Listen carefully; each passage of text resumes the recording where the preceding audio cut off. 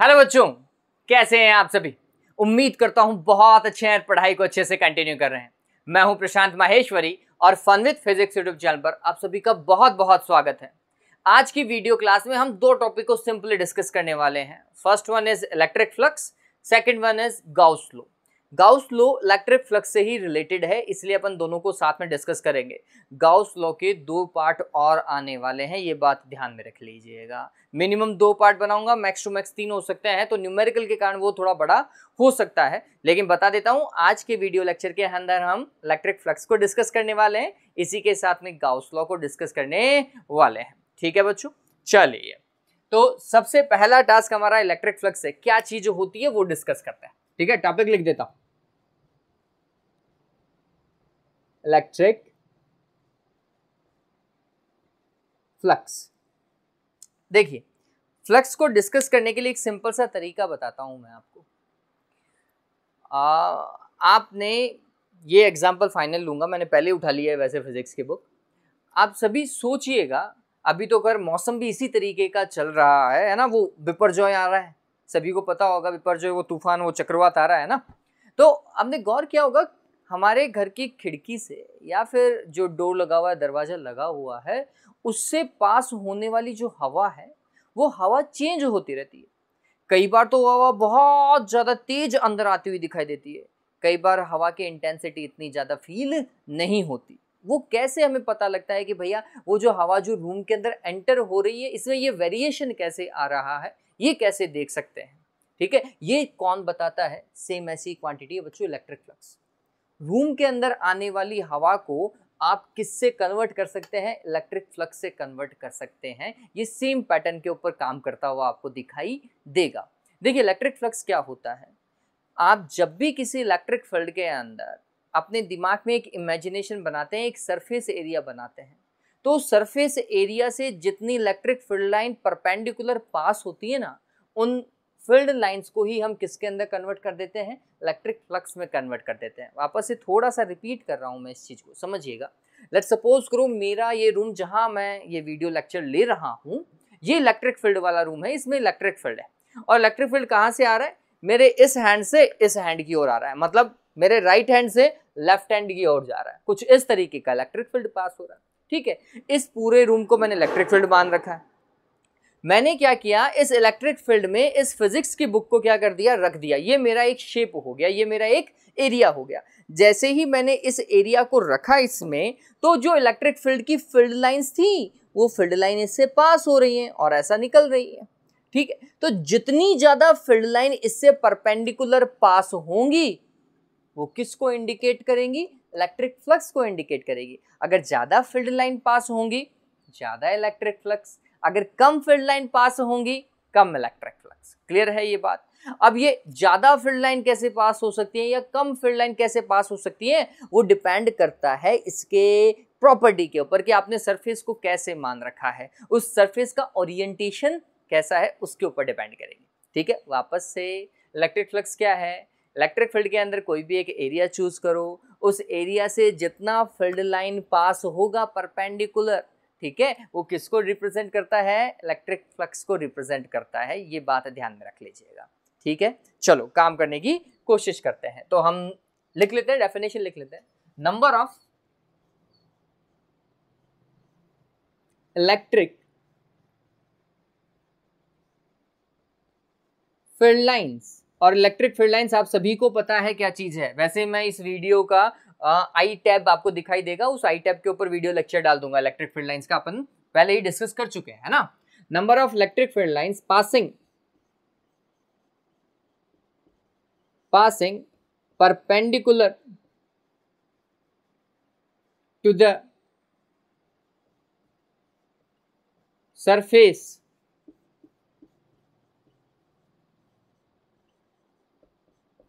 placed into a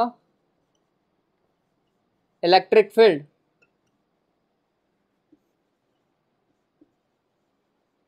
represent the electric flux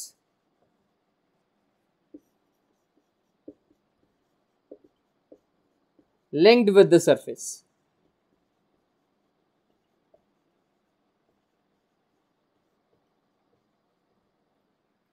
ठीक है, उस सरफेस से रिलेटेड इलेक्ट्रिक फ्लक्स को क्या बताती है, रिलेट कर पाती है। अब इसका फॉर्मूला अपने आप में देखो किससे रिप्रेजेंट करते हैं वो और बता देता हूं। इसको रिप्रेजेंट किया जाता है, रिप्रेजेंटेड या डिनोटेड बाय फाई, और यहां पर मैं इसके साथ में एक और चीज लगा देता हूं ई। ये बताता है कि मैं इलेक्ट्रिक फ्लक्स को ही डिस्कस कर रहा हूं। ठीक है, मैग्नेटिक फ्लक्स भी होता है, हम आगे आने वाले चैप्टर में पढ़ेंगे, लेकिन इलेक्ट्रिक फ्लक्स पढ़ रहे हैं तो हमें डिनोटेशन फिक्स करना पड़ेगा कि हम फाई और उसके साथ में ई लगा रहे हैं जो इलेक्ट्रिक फ्लक्स को ही डिफाइन करेगा। ठीक है, अब ये क्या चीज है वो समझिएगा। मैंने बोला ये फील्ड लाइन जो है वो जितनी इससे परपेंडिकुलर पास होंगी ना बच्चों, वो किसको बताने वाला है, इलेक्ट्रिक फ्लक्स को बताने वाला है। अब थोड़ा समझिएगा, ये नंबर ऑफ फील्ड लाइन किसके ऊपर डिपेंड कर सकती है, 2 से 3 चीजें हैं जिनके ऊपर ये डिपेंड करती है। सिंपल सा बताता हूं मैं आपको। अगर मैं इस, जो अभी तो मैंने फिजिक्स की बुक ले रखी है, अगर मैं इस फिजिक्स की बुक का एरिया इंक्रीज कर दूं, ठीक है, इस फिजिक्स की बुक का क्या कर दें, एरिया इंक्रीज कर दें, तो जो नंबर ऑफ फील्ड लाइन इससे पहले पास हो रही थी वो इनिशियल के कंपैरिजन में बढ़ सकती है, नहीं बढ़ सकती। ठीक है, मान लीजिए ये इलेक्ट्रिक फील्ड है आपका, ऐसा मान लेते हैं कि यूनिफॉर्म इलेक्ट्रिक फील्ड है हमारे पास में, ऐसा ये दिखाई दे रहा है, ये यूनिफॉर्म इलेक्ट्रिक फील्ड है हमारे पास में, है ना। अब इस यूनिफॉर्म इलेक्ट्रिक फील्ड के अंदर हम एक एरिया ये लें A1, ठीक है, और एक एरिया ये ले लेते हैं A2, और एक एरिया इससे थोड़ा सा बड़ा ले लेते हैं। उम्मीद करता हूं कि ये लास्ट तक दिखाई दे रहा होगा, थर्ड एरिया आपको दिखाई दे रहा होगा। ठीक है, A1, A2 और A3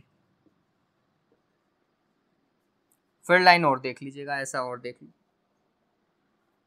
ठीक है, तो अब गौर कीजिएगा, एरिया A1 जो है वो कंपैरेटिवली क्या है, स्मॉलर है, फिर उससे बिगर A2 है और उससे बिगर क्या है, A3 है। जैसे जैसे हम एरिया को इंक्रीज करते जा रहे हैं वैसे वैसे passing field lines, electric field lines जो है उनका भी नंबर क्या हो रहा है, बढ़ रहा है। इसका मतलब ये है जितना ज्यादा इलेक्ट्रिक फील्ड लाइन पास होगा उतना ज्यादा फ्लक्स होगा, और मैं ये कह रहा हूं कि फ्लक्स जो है वो एरिया पे डिपेंड कर रहा है। जैसे जैसे आप क्या करते जा रहे हैं, एरिया को इंक्रीज करते जा रहे हैं, इलेक्ट्रिक फील्ड लाइन इंक्रीज होती जा रही है, इलेक्ट्रिक फील्ड लाइन के इंक्रीज होने के साथ साथ फ्लक्स भी क्या होता जा रहा है, इंक्रीज होता जा रहा है। क्लियर है ये बात। तो एरिया के ऊपर उनकी क्या है, डिपेंडेंसी है। और ये एरिया कैसा रखा हुआ है, ऐसा रखा हुआ है बच्चों। ये एरिया जो अपन डायग्राम ऐसा बना रहे हैं ना, ये ऐसा नहीं रखा हुआ, इट इज लाइक दैट। बात समझ में आ रही है, ये एरिया ऐसा रखा हुआ है ताकि फील्ड लाइन इससे परपेंडिकुलर ऐसा पास हो सके, बिल्कुल परपेंडिकुलर से बना सके। ठीक है, ये बात ध्यान में रखिएगा। तो इलेक्ट्रिक फील्ड लाइन जो है, इलेक्ट्रिक फील्ड लाइन या इलेक्ट्रिक फ्लक्स जो है वो डिपेंड करता है किसके ऊपर बच्चों, एरिया के ऊपर। बहुत सारी बुक्स एरिया को ए से रिप्रेजेंट करती हैं, बहुत सारी एस से रिप्रेजेंट करती हैं। आपके मन में आए तो ए लिखें, आपके मन में आए तो एस लिखें। ठीक है, चलिए एरिया पता चला। दूसरा समझिए, ये इलेक्ट्रिक फील्ड की स्ट्रेंथ पर भी डिपेंड करती है। स्ट्रेंथ का मतलब किसी जगह इलेक्ट्रिक फील्ड ज्यादा हो सकता है, किसी जगह इलेक्ट्रिक फील्ड कम हो सकता है। अगर इलेक्ट्रिक फील्ड ज्यादा है तो फील्ड लाइन ज्यादा, इलेक्ट्रिक फील्ड कम है तो इलेक्ट्रिक क्या कहते हैं, फील्ड लाइंस भी कम हो जाएगी। ठीक है, तो ये बात ध्यान में रखिएगा। अभी ये इलेक्ट्रिक फील्ड दिखाई दे रहा है, ठीक है। अगर मैं इलेक्ट्रिक फील्ड को इंक्रीज कर दूं, अगर मैं इलेक्ट्रिक फील्ड को क्या कर दूं बच्चों, इंक्रीज कर दूं, तो आप गौर करोगे पहले जहां 2 ही फील्ड लाइन इससे पास हो रही थी, अब 3 फील्ड लाइन पास हो रही है। पहले इससे सिर्फ 3 ही फील्ड लाइन पास हो रही थी, अब मोस्टली शायद 6 फील्ड लाइंस पास हो रही है। पता चल रहा है। अगर आप इलेक्ट्रिक फील्ड की स्ट्रेंथ को इंक्रीज कर देंगे तो नंबर ऑफ फील्ड लाइन जो एरिया को क्रॉस कर रही थी वो भी इंक्रीज हो जाएंगी। ये बात ध्यान में रख लीजिएगा। ठीक है, और जैसे जैसे ये इंक्रीज होता जाएगा फ्लक्स भी क्या होता जाएगा, इंक्रीज होता जाएगा बच्चों। ठीक है, तो ये जो इलेक्ट्रिक फ्लक्स है वो इलेक्ट्रिक फील्ड पर भी डिपेंड करता है, उसकी स्ट्रेंथ पर भी डिपेंड करता है। तो इलेक्ट्रिक फील्ड के ऊपर इलेक्ट्रिक फ्लक्स डिपेंड कर रहा है, एरिया के ऊपर इलेक्ट्रिक फ्लक्स डिपेंड कर रहा है। There is one more quantity, एक और क्वांटिटी है जिसके ऊपर ये डिपेंड करता है। मैंने थोड़ी देर पहले ये कहा था, ओरिएंटेशन। ये ऑब्जेक्ट रखा हुआ कैसे है, आप सोचिए। अगर ये आपके रूम की खिड़की होती, ये आपके रूम की खिड़की होती और एयर ऐसा आ रही होती यूं सीधा, ठीक है, एयर अगर ऐसा आ रही होती तो चांसेस हैं कि बहुत ज्यादा एयर जो है वो रूम में एंटर हो जाता, ठीक है। लेकिन अभी आपकी खिड़की ऐसी है, लेकिन एयर अब सीधा नहीं आ रही है, एयर अब ऐसा पास हो रही है, टड़क, तो नंबर ऑफ फील्ड लाइन जो है वो कम हो जाएंगी।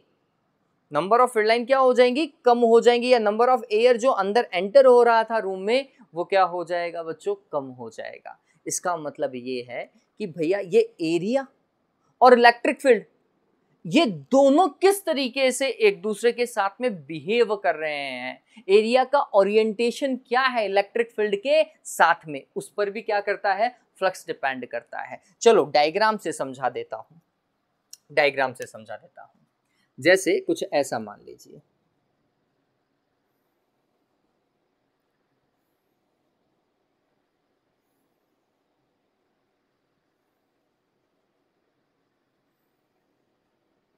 ऐसा मान लेते हैं ये इलेक्ट्रिक फील्ड है, ठीक है, और इसमें अभी मैंने बुक को ऐसा रखा, ऐसा यू, ठीक है। तो काउंट कीजिएगा कितनी फील्ड लाइन इस बुक से पास हो रही है, काउंट कीजिएगा तो आपको दिखाई देगा 1 2 3 4 फील्ड लाइन पास हो रही है। और अगर मैं थोड़ा सा और नीचे करूं तो ज्यादा से ज्यादा 5 फील्ड लाइन जो है उससे पास हो रही है। तो इस समय इसका जो फ्लक्स है वो 5 फील्ड लाइन से बन रहा है। कितनी फील्ड लाइन से बन रहा है, 5 से। और ये कब है वो समझिएगा, इलेक्ट्रिक फील्ड का डायरेक्शन और सरफेस एक दूसरे के परपेंडिकुलर है।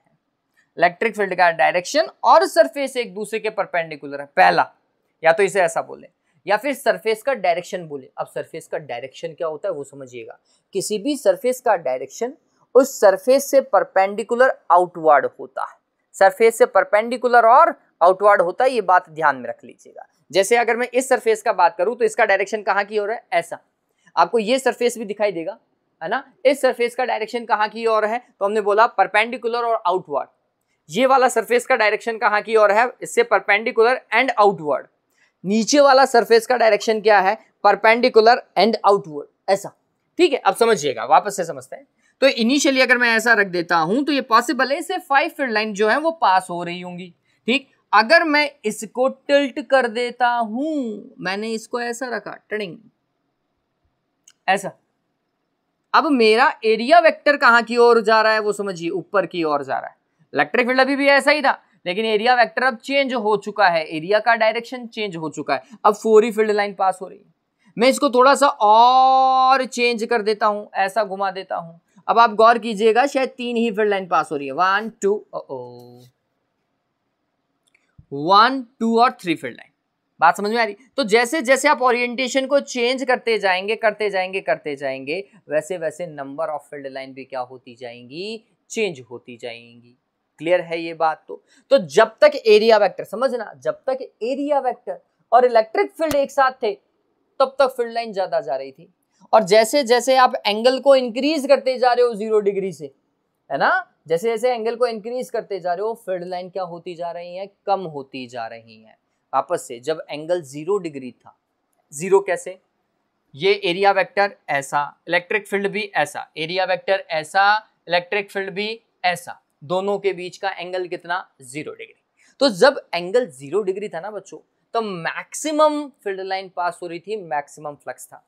लेकिन एंगल को इंक्रीज करने पर फील्ड लाइन कम हो रही है, डिक्रीज हो रही है। अब आप है ना ट्रिग्नोमेट्री में वो चीज देखो जो एंगल के इंक्रीज होने पर जिसका वैल्यू डिक्रीज होता जाता है। वापस से ट्रिग्नोमेट्री का वो फंक्शन देखिए जिसमें एंगल को इंक्रीज करने पर वैल्यू डिक्रीज होती जाती है। चलिए मैं बताता हूं कौन कौन सा हो सकता है। ट्रिग्नोमेट्री के फंक्शन लिख देता है ना, इधर मैं फंक्शन लिख देता हूं। सबसे पहला फंक्शन लिखा अपन ने साइन थीटा, ठीक है। साइन थीटा में 0 पर, साइन 0 के ऊपर तो वैल्यू होती है 0 और साइन 90 के ऊपर वैल्यू होती है 1। एंगल इंक्रीज हो रहा है तो वैल्यू भी इंक्रीज हो रही है।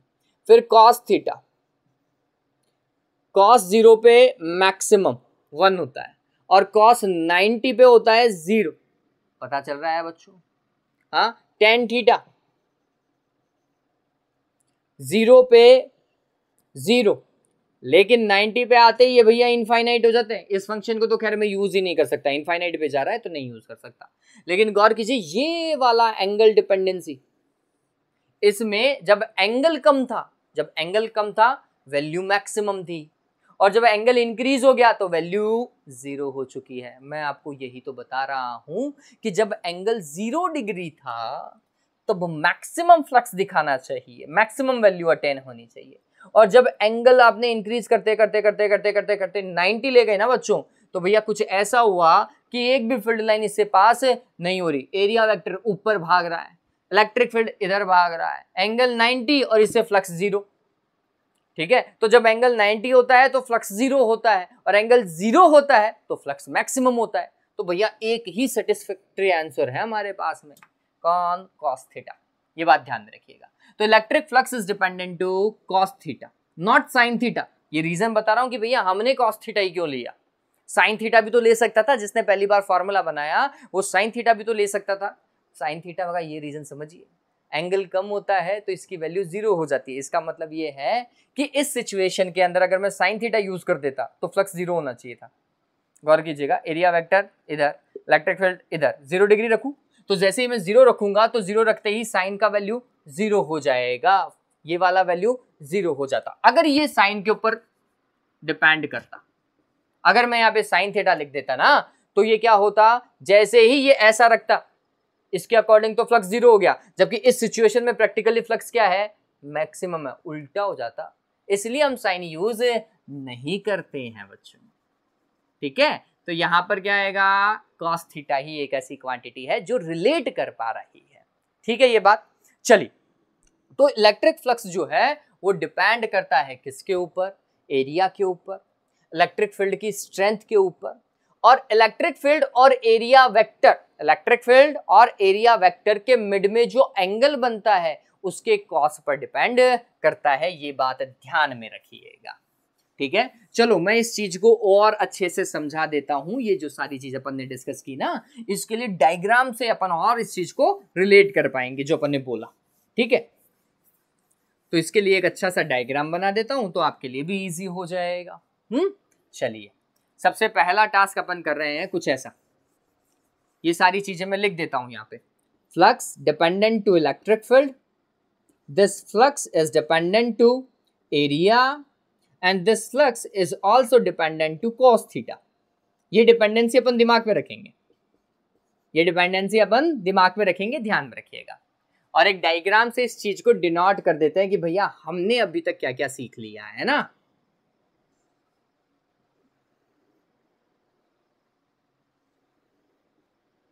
चलिए, सबसे पहले हमारा एरिया वेक्टर कुछ ऐसा था।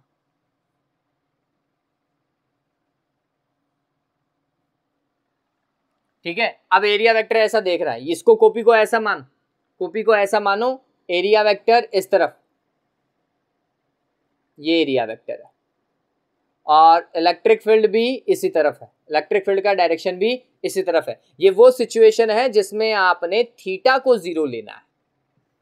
थीटा को कितना डिग्री लेना है, 0 डिग्री लेना है। ठीक है, नेक्स्ट वाली सिचुएशन, मैं अगर इसको ऐसा रख देता हूं, उसी एरिया को ऐसा रख देते हैं, तो इस बार एरिया ऊपर की ओर देख रहा है, मतलब कॉपी ऐसा रखी हुई, कॉपी अगर ऐसा रखी हुई है तो एरिया वेक्टर यूं ऊपर की ओर जाएगा। तो ये एरिया वेक्टर ऐसा,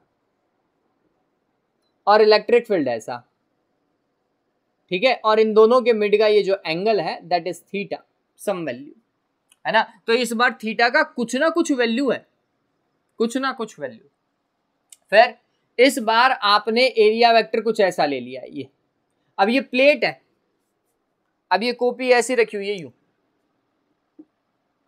ऐसा कॉपी को हमने ऐसा रख दिया है बच्चों यूं। अब इसको मैं 3D में कैसे बनाऊंगा, ये थोड़ा सा टिपिकल टास्क हो गया। तो मैं सिर्फ और सिर्फ एक लाइन ड्रॉ कर देता हूं, या लाइन ना सही तो ये कुछ ऐसा बना देता हूं, ऐसा। ठीक है, इस बार एरिया वेक्टर कहां की ओर है, ऊपर की ओर है बच्चों।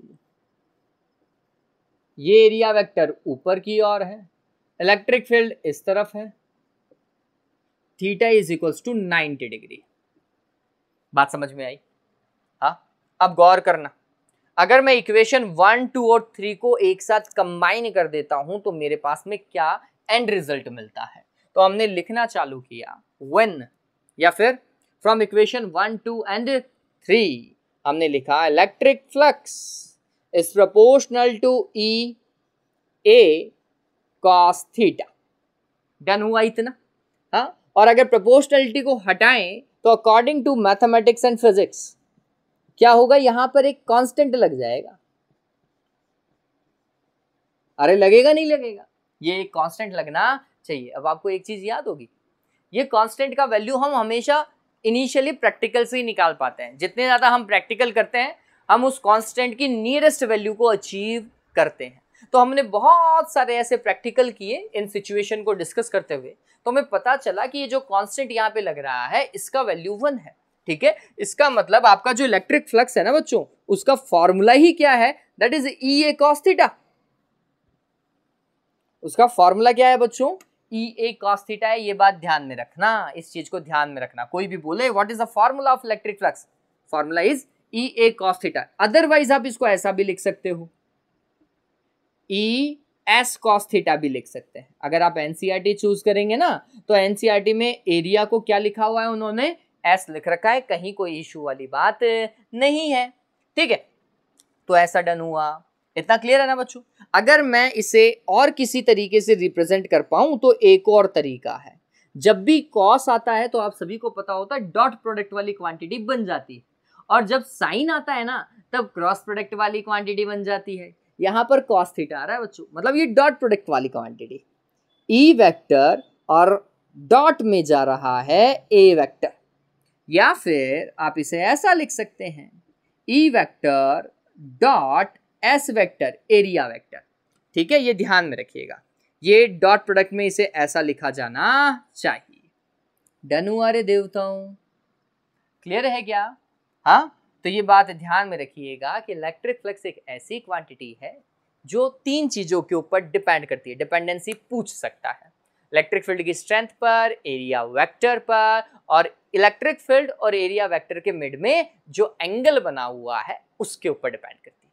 ठीक है, चलिए फॉर्मूला उतार लिया। एक बार के लिए इस चीज का स्क्रीनशॉट लो या फिर थोड़ा सा देख लो। डन हुआ?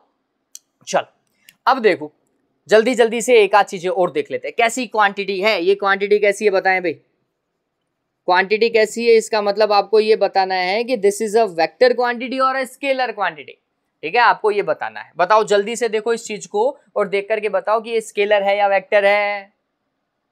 होशियार बच्चों, ये वेक्टर दिखाई दे रहा है तो तुमने वेक्टर बना दिया होगा। नहीं, ऐसा नहीं है बच्चों।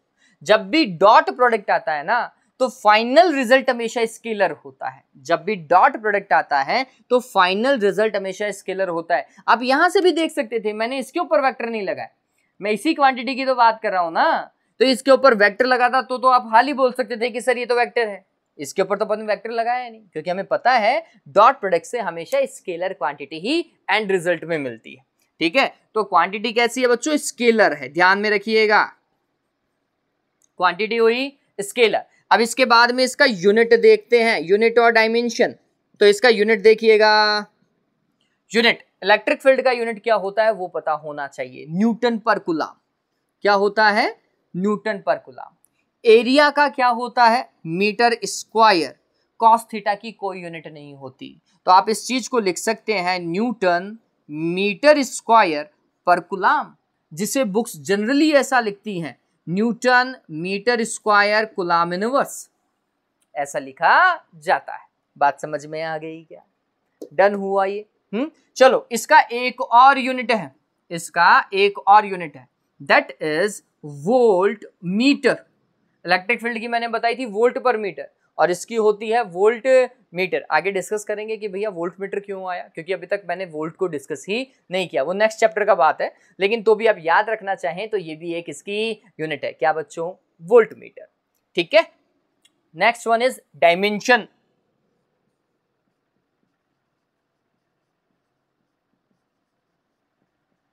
Next one is dimension. Dimension देखो भैया, इसकी डायमेंशन कैसे, तो यूनिट से भी हम डायमेंशन का अप्रोक्सीमेशन ले सकते हैं। अगर यूनिट से नहीं ले पाए तो फिर आप फॉर्मूले के ऊपर जाएं। चलिए मैं फॉर्मूला को थोड़ा सा रिपीट टेलीकास्ट कर देता हूं, यहां पे लिख देता हूं। फॉर्मूला है ई ए कॉस थीटा। ई का फॉर्मूला आपको पता होना चाहिए। ई इलेक्ट्रिक फील्ड है, एफ डिवाइडेड बाय क्यू लिखा था बच्चों। फिर ए और फिर कॉस थीटा। ठीक है, डायमेंशन को देखने के लिए वो काम किया है मैंने। तो वहां पे सबसे पहले देखो formula E A cos theta बन रहा है, फिर ई को मैंने वापस से फॉर्मूला में डिवाइड किया, that is F by Q. F का डायमेंशन बताइए, अगर आपको एफ का डायमेंशन पता है तो आसानी से काम होगा। ठीक है, एफ क्या होगा भैया, हाँ m1 l1 t minus two, हमेशा ध्यान में रखिएगा m1 l1 t minus two. ये तो हमने किसके लिए लिखा, फोर्स के लिए, डिवाइडेड बाय Q है, चार्ज है बच्चों, a1 t1 नीचे आएगा, a1 t1 डिनोमिनेटर में। ठीक है, आगे चलते हैं, एरिया आ रहा है, एरिया का होता है metre square, that is L2। ठीक है, फिर इसके बाद में कॉस थीटा, कॉस थीटा का ना तो यूनिट होता है ना ही डायमेंशन होता है। अब इस चीज को थोड़ा सा तरीके से लिख लो, इसको थोड़ा सा तरीके से लिख लीजिए तो आपको ये पता चलेगा, डायमेंशन इज m1 L3, फिर t देखो t -2 यहां है और 1 यहां है, t की पावर -3,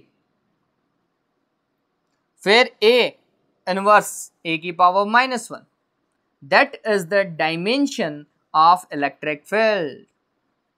डन हुआ। अरे ये फॉर्मूला क्लियर है ना भाई, m1 वाला फॉर्मूला क्लियर है। चलो, तो अभी इतना ही दिमाग में रखो कि इलेक्ट्रिक फ्लक्स क्या चीज है, यूनिट क्या होता है, फॉर्मूला क्या होता है, एंगल किसके मिड में है, इलेक्ट्रिक फील्ड के डायरेक्शन और एरिया वेक्टर के डायरेक्शन के मिड में है। इस वाले में अगर आप देखेंगे, जब थीटा 0 था तो फ्लक्स मैक्सिमम था, फ्लक्स मैक्सिमम है यहाँ पर। ठीक है, करके देख लीजिए ना, ई ए आएगा। इस वाले केस में फ्लक्स का फॉर्मूला सिर्फ और सिर्फ ई ए होगा, क्योंकि cos 0 का वैल्यू 1 होता है। इस वाले केस में फ्लक्स इससे कंपैरेटिवली कम होगा, ये थोड़ा सा कम हो गया, जो कि फॉर्मूला हमने पढ़ा है। और 90 में cos 90 का वैल्यू 0 होता है, तो इस वाले केस में फ्लक्स का वैल्यू कितना है, 0 है, ये पता होना चाहिए। ठीक है, दिमाग में रहेगा। जल्दी से इसका स्क्रीनशॉट ले लीजिए या उतार लीजिएगा, है ना, स्क्रीन को पॉज करके उतार लो। डन हुआ, अरे डन हुआ क्या देवताओं।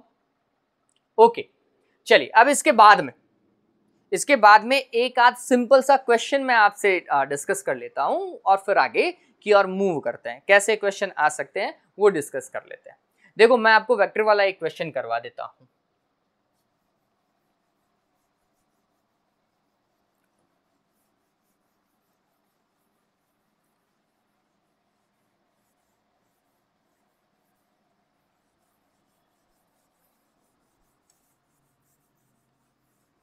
इस चीज को समझिए कि अगर मेरे को फ्लक्स का क्वेश्चन करना है तो मेरे को डॉट प्रोडक्ट आना चाहिए, है ना। अगर हमें डॉट प्रोडक्ट आएगा तो हम आसानी से काम कर पाएंगे। आपको आता है तो बहुत बढ़िया, नहीं आता है तो प्लीज यहाँ पे गौर कीजिएगा। चलिए देखो, ऐसा कुछ दिया हुआ है क्वेश्चन, एक एग्जाम्पल है हमारे पास में, उस एग्जाम्पल में इलेक्ट्रिक फील्ड वेक्टर दिया हुआ है। ठीक है, इलेक्ट्रिक फील्ड वेक्टर दिया हुआ है 2i cap plus 5j cap plus 6k cap, ऐसा बोल रहा है। And area field vector is i cap plus 2j cap minus 3k cap,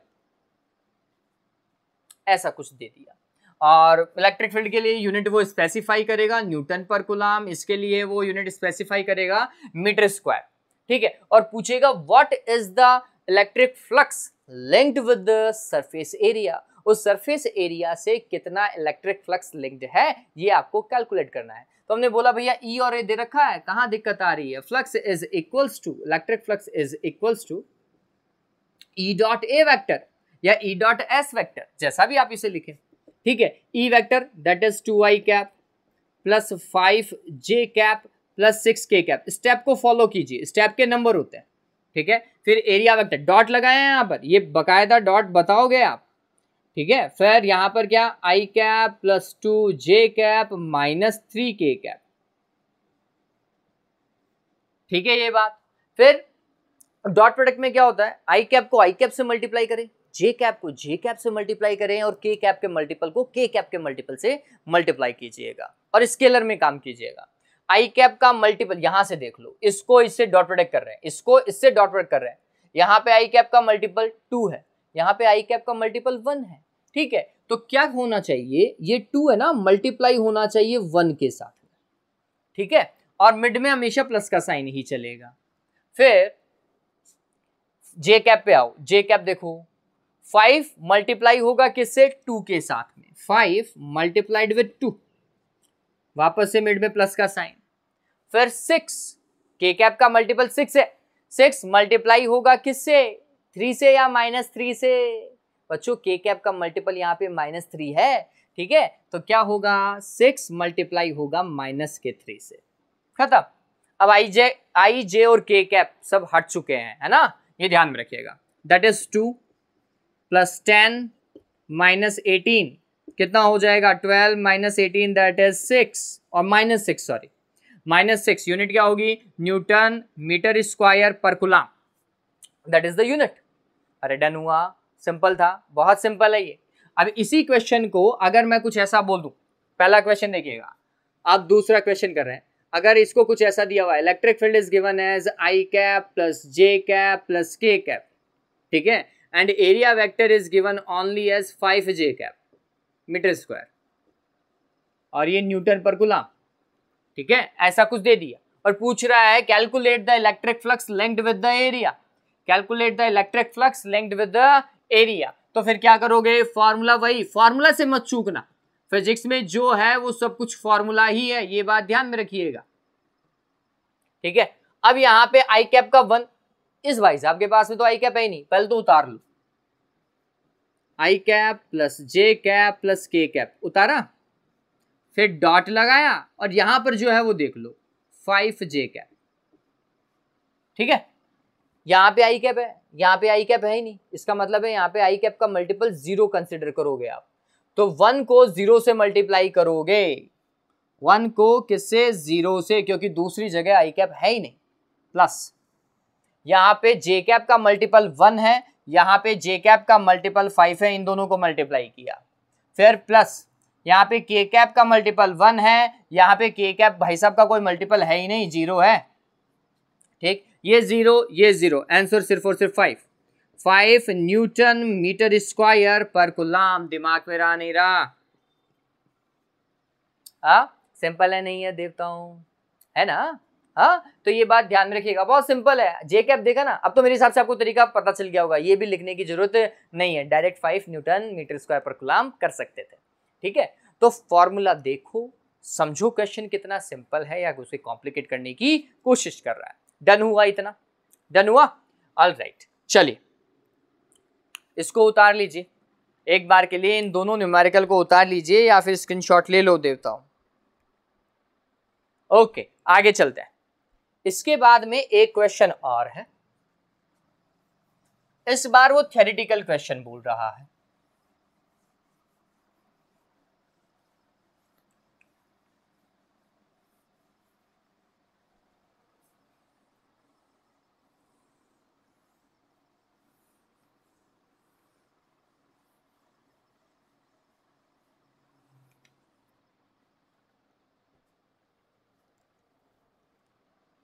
समझिए कुछ ऐसा,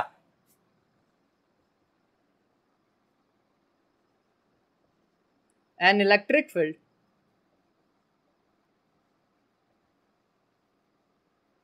of magnitude 60 Newton per coulomb is working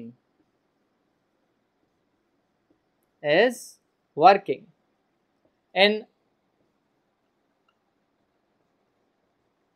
positive x direction, ठीक है। Electric field कहाँ काम कर रहा है बच्चों, पॉजिटिव एक्स डायरेक्शन में काम कर रहा है। फिर and an area of 10 meter square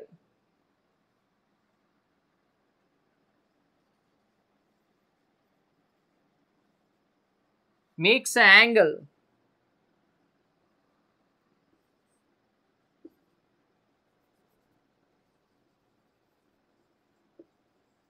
of 60 degree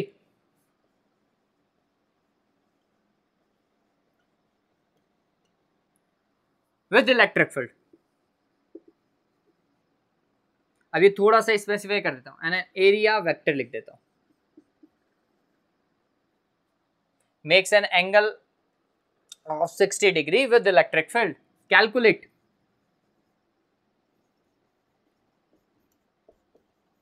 calculate the flux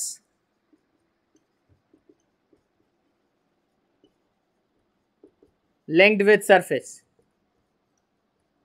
आपको क्या करना है, सिर्फ और सिर्फ फ्लक्स को कैलकुलेट करना है जो सरफेस से क्या हो रहा है, लिंक हो रहा है।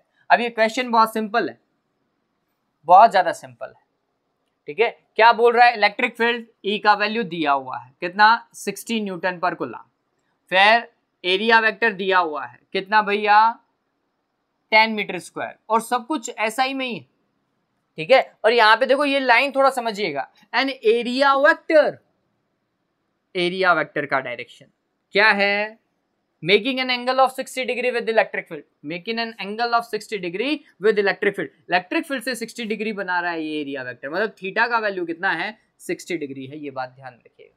अगर थीटा का वैल्यू 60 डिग्री है तो फ्लक्स का फॉर्मूला सभी को पता है, ई ए कॉस थीटा लिखो, ई का वैल्यू 60, ए का वैल्यू 10 और कॉस 60 का वैल्यू होता है मेरे हिसाब से 1/2, ठीक है। तो इसकी जगह नेक्स्ट स्टेप में आप 1/2 लिखते, यहाँ पे मैं 60 लिख देता हूँ, कितना हो जाएगा, 30 हो जाएगा 300 वोल्ट मीटर या फिर न्यूटन मीटर स्क्वायर पर कूलम हो जाएगा। डन है, सिंपल क्वेश्चन है। अब इसी क्वेश्चन को कैसे चेंज किया जाता है वो बताता हूं, पहले तो इसका स्क्रीनशॉट लो, जल्दी से इस चीज का स्क्रीनशॉट लो, फिर बताता हूं कि इसको कैसे चेंज किया जा सकता है। डन हुआ, चलिए अब देखो, अब देखो एन एरिया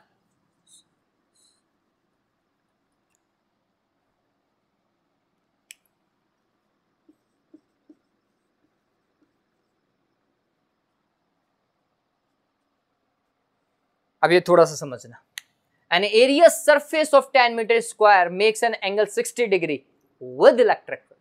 अब एरिया सरफेस कितना एंगल बना रहा है, 60 डिग्री बना रहा है, किसके साथ में, इलेक्ट्रिक फील्ड के साथ में। अब इसने पूरा क्वेश्चन घुमा दिया है बच्चों, पूरा क्वेश्चन इस बार घूम गया, ये तो डन था। अब देखो क्वेश्चन को अगर मैं तरीके से रीड आउट करता हूं तो एक ही वर्ड, पहले था एरिया वेक्टर, वेक्टर का दे रहा था, है ना, और इस बार बोल रहा है एरिया सरफेस। मतलब अगर इलेक्ट्रिक फील्ड पॉजिटिव एक्स में काम कर रहा है, कुछ ऐसा, डन है। और इसके साथ में सरफेस जो है, सरफेस 60 डिग्री बना रहा है। अब सरफेस का मतलब समझिएगा,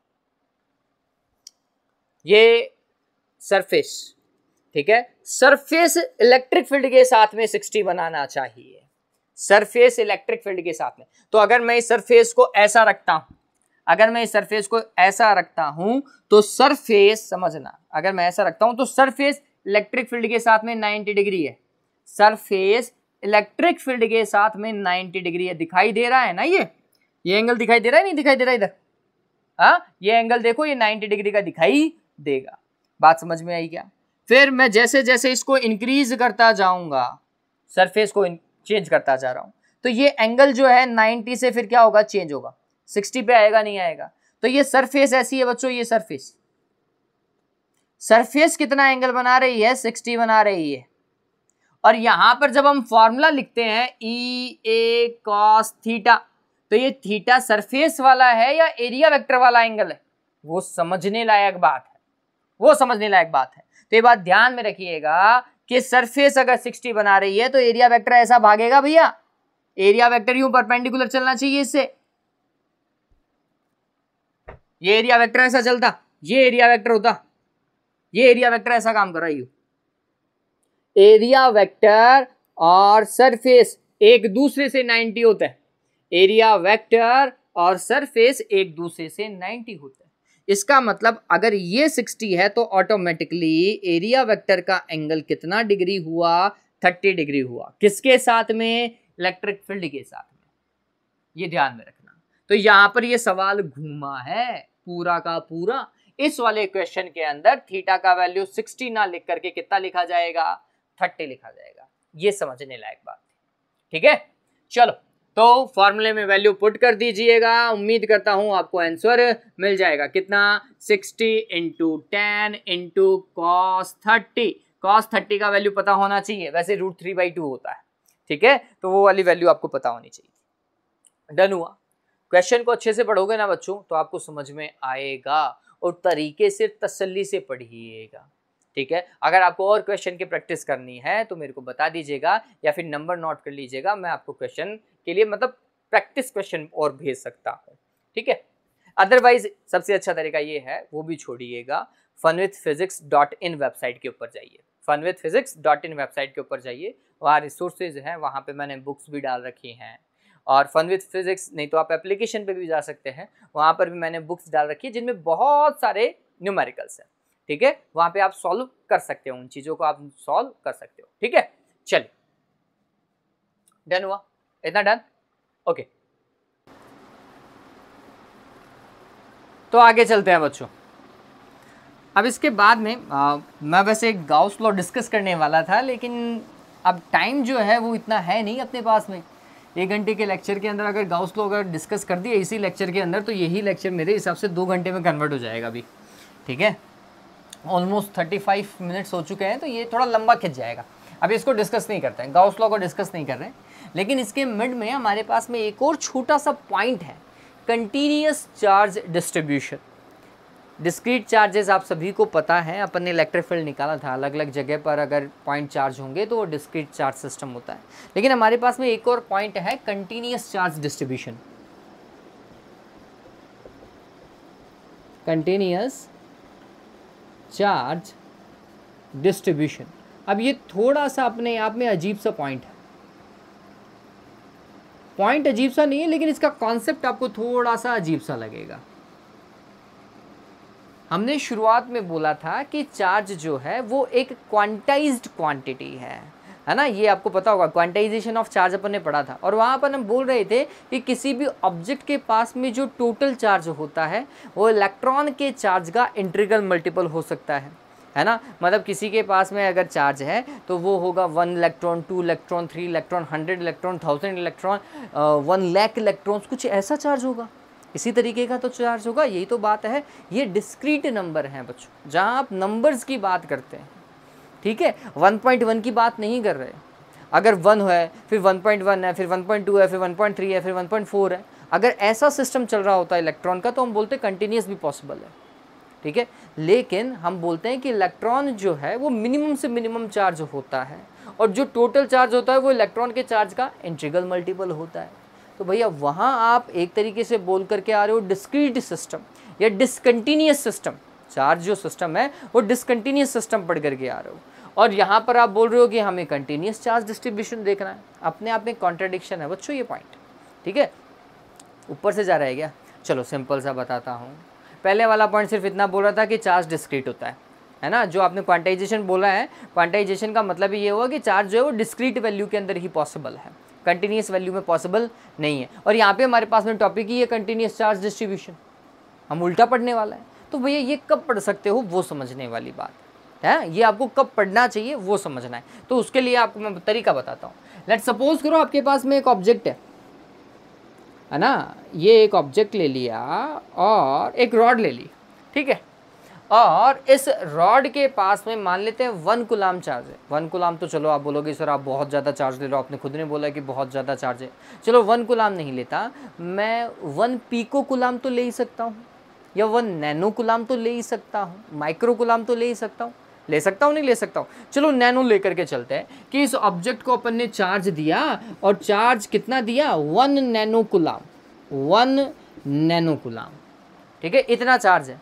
अब सोचना 1 नैनो कूलाम में इसके पास में कितने इलेक्ट्रॉन्स होंगे या कितने पॉइंट चार्ज होंगे। इलेक्ट्रॉन को एक पॉइंट चार्ज मान लेता है अपन, ठीक है। तो इसके पास में कितने पॉइंट चार्जेस होंगे वो सोचने वाली बात है, ठीक है। तो हमें ये पता है कि 1 कूलाम चार्ज में कितने होते हैं? 6.25 इंटू 10⁻18 इलेक्ट्रॉन्स होते हैं।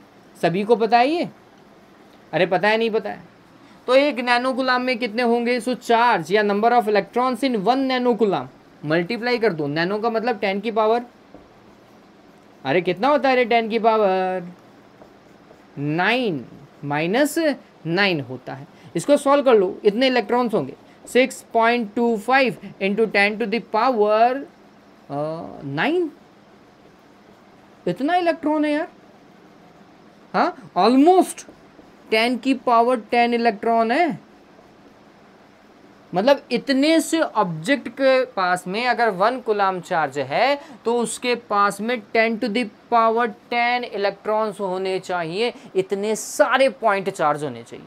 सोचो, ये इतने सारे पॉइंट चार्ज इतनी सी जगह पर ही पॉसिबल है, इतनी सी छोटी सी जगह पर पॉसिबल है। तो अब ये पॉइंट चार्ज बहुत ज़्यादा दूर दूर होंगे या बिल्कुल एक दूसरे से चपटे हुए होंगे, बिल्कुल कांटेक्ट के अंदर होंगे कि भैया जगह ही नहीं है दोनों के बीच में। सोचो सोचो, तो पता चलेगा कि ऐसा लगेगा कि इनके बीच में जगह ही नहीं है ना, कोई एरिया या स्पेस ही नहीं है दो इलेक्ट्रॉन्स के मिड में। तो ऐसी कंडीशन के अंदर हम चार्ज को कंटिन्यूअस मानते हैं। जब चार्जेस बहुत ज़्यादा पास में आ जाते हैं, ये बात ध्यान में रख लीजिएगा, ठीक है। क्लियर हुआ ये बात?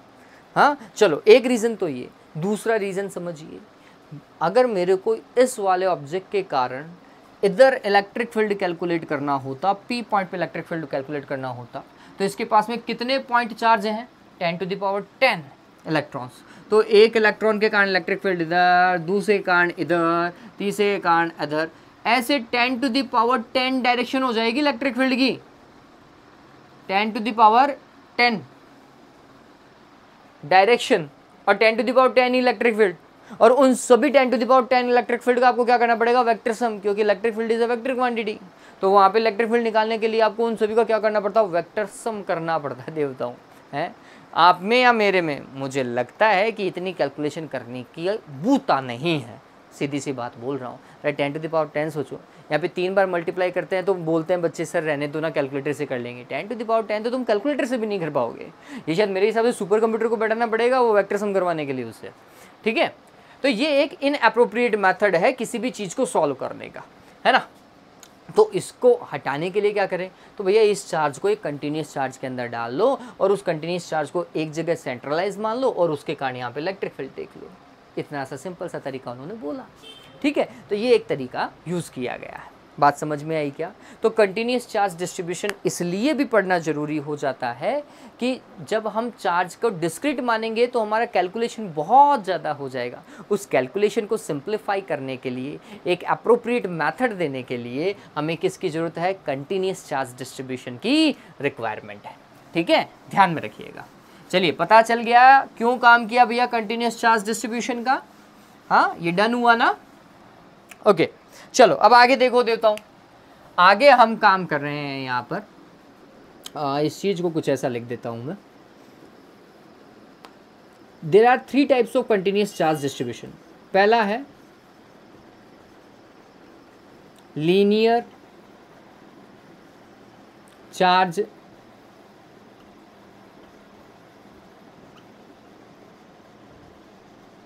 डिस्ट्रीब्यूशन। अब ये सिंपल सा समझिए, इसको ज़्यादा कॉम्प्लिकेट नहीं करने वाले हैं। सिंपल सा इस चीज़ को समझिए कि लीनियर चार्ज डिस्ट्रीब्यूशन क्या चीज़ होती है। आपके पास में कोई ऑब्जेक्ट है और वो लीनियर है। लीनियर मतलब आपका वायर। लीनियर मतलब बच्चों कितना? आपका वायर।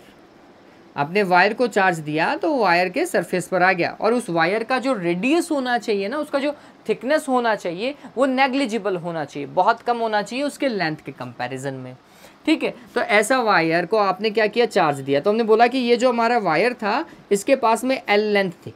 कितनी लेंथ थी? L length. और इसको हमने चार्ज कितना दिया? Q चार्ज दिया।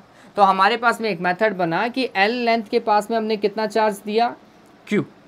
तो सिंगल या यूनिट लेंथ के पास में कितना चार्ज है? Q divided by L। Linear charge distribution और linear charge density. Linear charge density जिसे हम लैम्डा के थ्रू रिप्रेजेंट करने वाले हैं वो ये चीज है Q divided by L। Unit length के पास में जितना चार्ज अक्यूमुलेट कर सकता है वो चार्ज क्या होता है, लीनियर चार्ज डिस्ट्रीब्यूशन को या लीनियर चार्ज डेंसिटी को रिप्रेजेंट करता है। ध्यान में रखिएगा कि किसी भी लीनियर ऑब्जेक्ट के यूनिट लेंथ पर जितना चार्ज अक्यूमुलेट करता है वही लीनियर चार्ज डेंसिटी होती है, फार्मूला। ठीक है, तो यहाँ से आप Q का फॉर्मेट क्या बना सकते हैं, लैम्डा इंटू एल बना सकते हैं। बहुत सिंपल सा टास्क है। ठीक है, हाँ, आपने पूरे ऑब्जेक्ट की लेंथ को L माना है तो आपने बोला Q चार्ज दिया। अगर मैं इसी ऑब्जेक्ट का एक छोटा सा पार्ट कट कर लेता, DL लेंथ यूज करता, तो DL लेंथ के पास में मेरे हिसाब से एक छोटा सा पार्ट चार्ज का आता, that is DQ।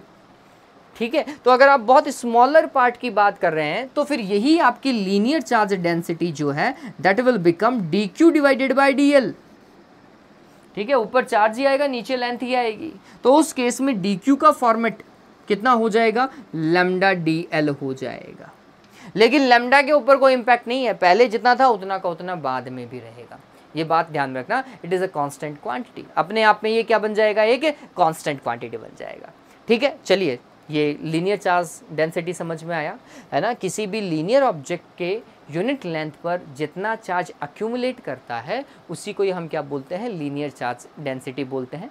Scalar quantity है, इसका यूनिट क्या होगा, ऊपर चार्ज है नीचे लेंथ है, तो कूलाम पर मीटर होगा इसका यूनिट, और डेंसिटी डायमेंशन है ना। डायमेंशन क्या चीज़ होनी चाहिए, चार्ज का होता है A1 T1, लेंथ का होगा L1, A1 T1 L-1। ठीक है, L ऊपर की ओर जाएगा तो L-1 होगा। मैं बोल करके ही समझा रहा हूँ, लिख देता हूँ। इसका यूनिट क्या है, यूनिट इज कूलाम पर metre, dimension is A1 T1 L-1। ठीक है, ओके। सेकेंड वन और next one, that is surface charge density, surface charge distribution, और मैं यहाँ पे डेंसिटी लिख देता हूँ।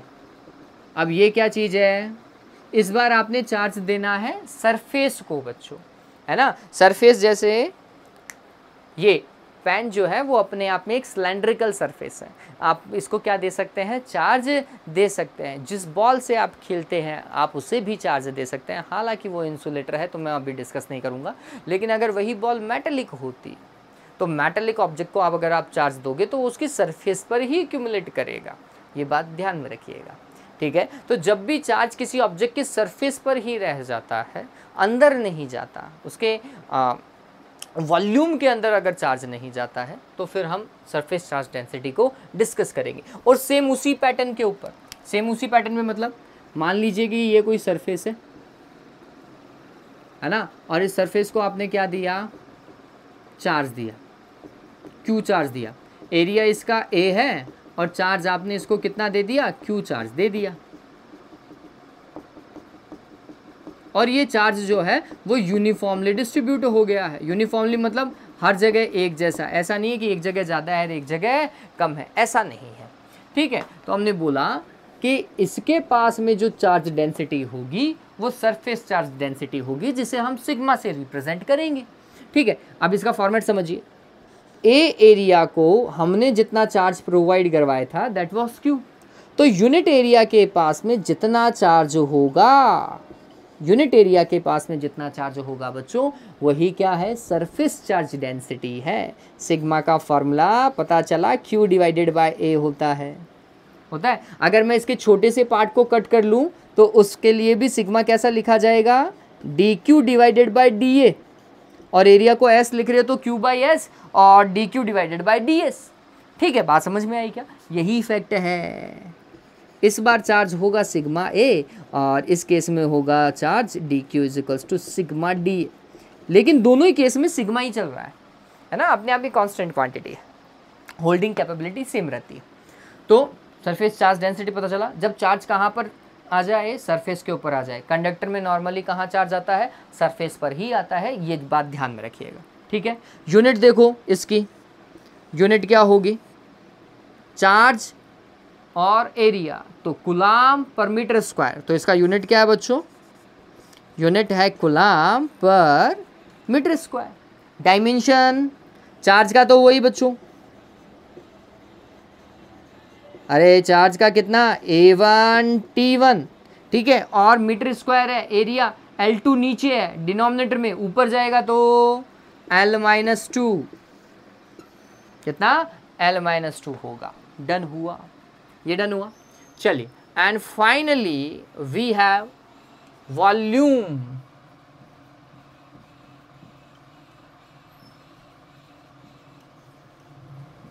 चार्ज डेंसिटी और डिस्ट्रीब्यूशन। ये बहुत सिंपल पैटर्न है, टिपिकल पैटर्न नहीं है, ये बात ध्यान में रखिएगा। इससे आपके क्वेश्चन जो हैं वो सिंपल ही होंगे, टिपिकल नहीं होंगे, ये बात ध्यान में रखनी है। ये इसीलिए हम पढ़ रहे हैं ताकि हम क्वेश्चंस को इजीली सॉल्व कर पाएँ। देखिए इस बार क्या हो रहा है, आपने जो चार्ज दिया ऑब्जेक्ट को, वो चार्ज उसकी वॉल्यूम में जा रहा है। जैसे रबर की बॉल को अगर आप चार्ज देंगे तो चांसेस हैं कि वो चार्ज जो है वो उसकी वॉल्यूम में चला जाएगा, अंदर तक जाएगा भैया, है ना, वॉल्यूम के अंदर चला जाएगा, ये बात ध्यान में रखना। तो ऐसे केस के अंदर फिर क्या पढ़ा जाना चाहिए, वॉल्यूम चार्ज डेंसिटी पढ़ा जाना चाहिए।